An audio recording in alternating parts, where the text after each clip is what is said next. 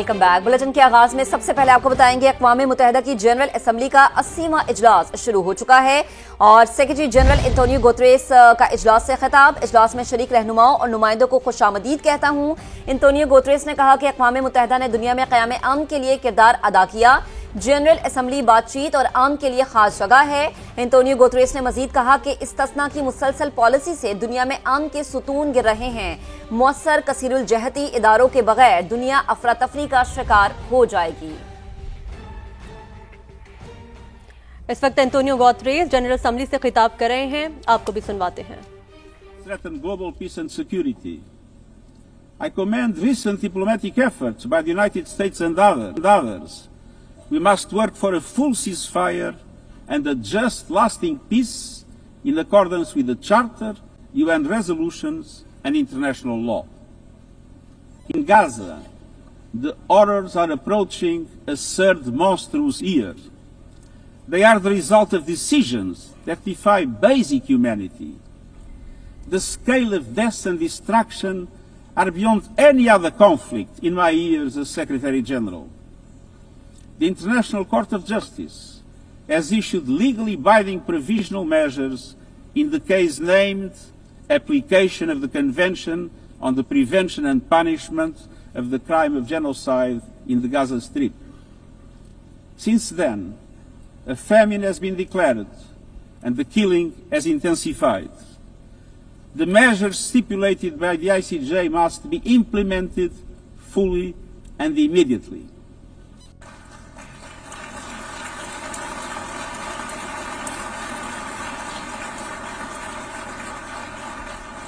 Nothing can justify the horrific Hamas terror attacks of October 7 and taking of hostages, both of which I have repeatedly condemned. And nothing can justify the collective punishment of the Palestinian people and the systematic destruction of Gaza. We know what is needed. Permanent ceasefire now. All the hostages released now. Full humanitarian access now. And we must not relent in the only viable answer to sustainable Middle East peace, a two-state solution as so eloquently reaffirmed yesterday. We must urgently reverse dangerous trends on the ground. Relentless settler expansion and violence and the looming threat of annexation must stop.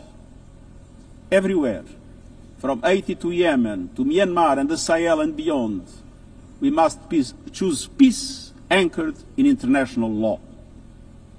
The past year has brought glimmers of hope, including the ceasefire between Cambodia and Thailand, and the agreement between Azerbaijan and Armenia brokered by the United States. But far too many crises continue unchecked. Impunity prevails, lawlessness is a contagion, it invites mayhem, accelerates terror, and risks a nuclear free-for-all. When accountability shrinks, graveyards grow. When UN staff and facilities are attacked, violating legal obligations, so too is the core of our ability to serve and deliver. The Security Council must live up to its responsibilities. It must be more representative, more transparent, and more effective. Beyond crisis response, we must tackle the injustices that ignite conflict: exclusion, inequality, impunity, and corruption. The surest way to silence the guns is to raise the volume for justice. Real security is born of fairness and opportunity for all. Excellences, cela m'amène au deuxième point. This leads me to my second point. We must choose human dignity and human rights. Les droits humains ne sont pas Human un ornement rights de la are not paix. an ornament Ils en of sont le peace, socle. they're its bedrock. Les droits humains, sociaux, Human rights, économiques, economic, politiques, social, civiques cultural, et political, culturels and civil sont are universels, universal, indivisibles indivisible, et and interdépendants. interdependent. Choisir les droits, choosing rights c'est plus que des means paroles. more than words. C'est choisir la justice It plutôt que le means choosing silence. justice over C'est silence. préserver la It liberté means et l'espace protecting civique. freedom and civic space. Faire avancer l'égalité pour Advancing les femmes et equality les for filles. women and girls. Combattre le racisme Confronting et la racism and discrimination discrimination sous toutes leurs in all formes. its forms. Protéger les défenseurs des Protecting droits human humains, rights les defenders, journalistes journalists, et la liberté and freedom of d'expression, speech. et garantir les droits des And réfugiés et upholding des the rights of migrants refugees and afin que la migrants mobilité so soit that sûre mobility is et safe conforme and au in droit accordance with international. international law. Les droits humains sont un Human combat rights quotidien, are a daily battle, en ligne comme hors online ligne. and offline. Ils exigent de la They volonté require politique, political will. mais la dignité ne se But résume dignity pas à la is not only protection des droits. about the protection of Elle rights. exige pleinement concrétiser ces droits About grâce rights à un fulfilled développement through inclusif inclusive et and résilient. resilient development. Des droits qui mettent fin à la Rights that put pauvreté an end et à la to faim. poverty and hunger. Des droits qui ouvrent Rights de la that voie de open l'éducation, doors de la to santé education, et des health opportunités. and opportunity.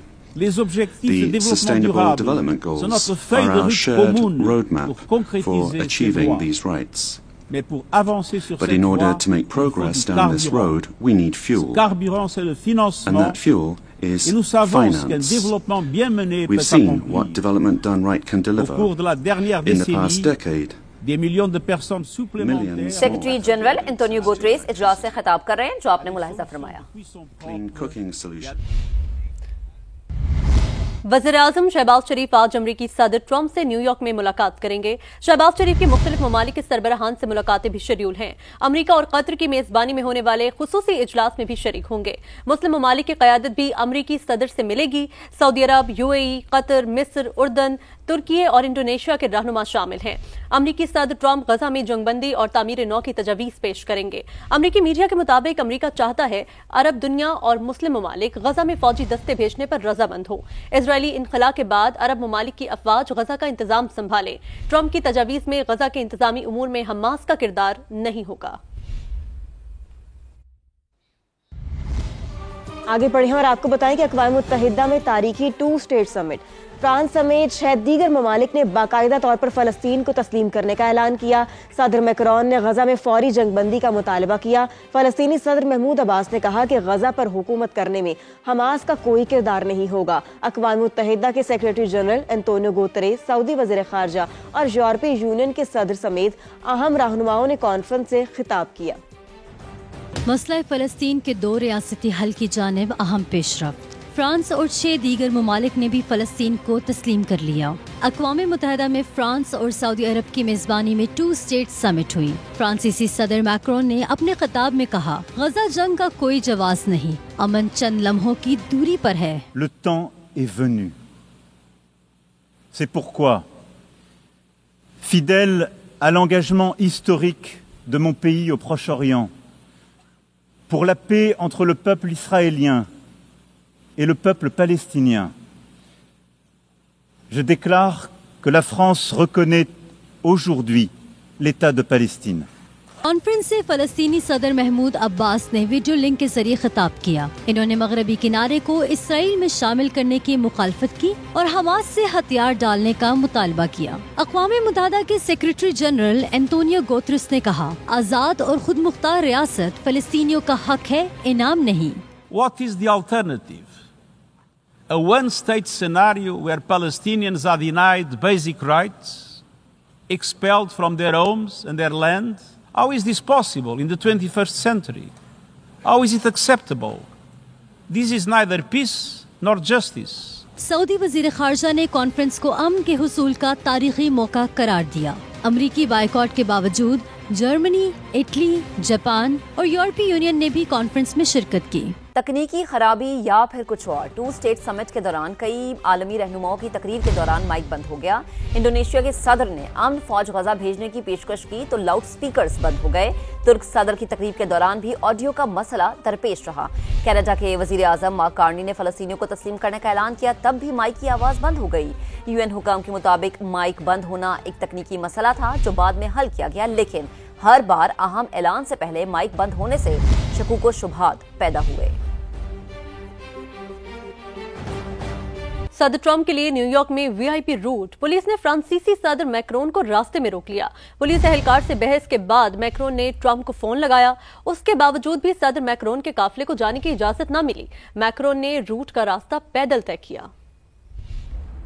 आगे बढ़ते हैं। Global smooth फोटेला गजा की जानिब रवां दवा है। बहरी बेड़ा आज यूनानी जजीरे में लंगर अंदाज होगा। इसराइली हुकूमत ने फोटेला के शुरका को इमदादी सामान इस्कलाल के रास्ते गजा पहुंचाने की पेशकश की है। ताहम फोटेला कोलेशन ने यह पेशकश ठुकरा दी है। उनका कहना है कि इमदादी सामान खुद अपने हाथों से फलस्तीनियों तक पहुंचाएंगे। उधर गजा में सेहूनी फौज के बदतरीन हमले जारी हैं। 24 घंटों के दौरान मजीद 38 फलस्तीनी शहीद हो गए। मजमूई तादाद 65,382 हो गई। एशिया कप के फाइनल तक रसाई की जंग सुपर 4 मरहले में पाकिस्तान अपना दूसरा मैच आज श्रीलंका के खिलाफ खेलेगा। मैच शाम 7:30 बजे अबू धाबी में शुरू होगा। सेमीफाइनल तक रसाई के लिए पाकिस्तान को मैच लाजमी जीतना होगा। शिकस्त हुई तो अगर मगर का खेल शुरू हो जाएगा। मैच के लिए पाकिस्तान टीम में तब्दीली का इम्कान है। हुसैन तलत की जगह हसन नवाज की शमूलियत मुतवक्के है। एशिया कप के फाइनल तक रसाई की जंग सुपर 4 मरहले का एक और सुपर मैच पाकिस्तान और श्रीलंका में आज पड़ेगा जोर का जोड़। मुकाबला शाम 7:30 बजे अबू धाबी में शेड्यूल। अगर मगर के चक्कर से बचने के लिए पाकिस्तान को मैच लाजमी जीतना होगा। शिकस्त हुई तो शाहीन दूसरी टीमों के आसरे और दुआओं के सहारे पर आ जाएंगे। अहम मैच के लिए कौमी टीम में तब्दीली मुतवक्के। हुसैन तलत की जगह हसन नवाज की शमूलियत का इम्कान। ओपनिंग बैटर साहबजादा फरहान मैच जीतने के लिए पुरअज़्म। बाहमी मुकाबलों में पाकिस्तान को 13-10 की बढ़तरी हासिल है, लेकिन आखिरी 5 मैचेस में श्रीलंका पाकिस्तान से कोई मैच नहीं हारा। और पाकिस्तान और श्रीलंका के दरमियान मुकाबला देखने के लिए पाकिस्तानी शायकीन पुरजोश हैं। कहते हैं कि कौमी टीम आज मैदान मारने में कामयाब हो जाएगी। मजीद जानते हैं अन जफर से, जो शेख ज़ैद स्टेडियम अबू धाबी के बाहर शायकीन क्रिकेट के साथ मौजूद है। जी अंस बताएगा क्या देख रहे हैं आप यहाँ पर? पाकिस्तान और श्रीलंका के दरमियान एशिया कप सुपर 4 मरहले का आज मैच है। इंतहाई इंपॉर्टेंट मैच है। डू और डाई सिचुएशन है पाकिस्तान के लिए भी, श्रीलंका के लिए भी। पाकिस्तानी शायकीन क्रिकेट जो है वो इस वक्त ग्राउंड के बाहर पहुंचना शुरू हो चुके हैं। कुछ शायकीन क्रिकेट हमारे साथ मौजूद हैं, उनसे जानते हैं आज के मैच के हवाले से वो पाकिस्तान से कितने पुर उम्मीद हैं। मुझे एक्सपेक्टेशन 11 खिलाड़ियों से नहीं है, लेकिन इस घंटे के लिए मैं सपोर्ट करने आता हूँ।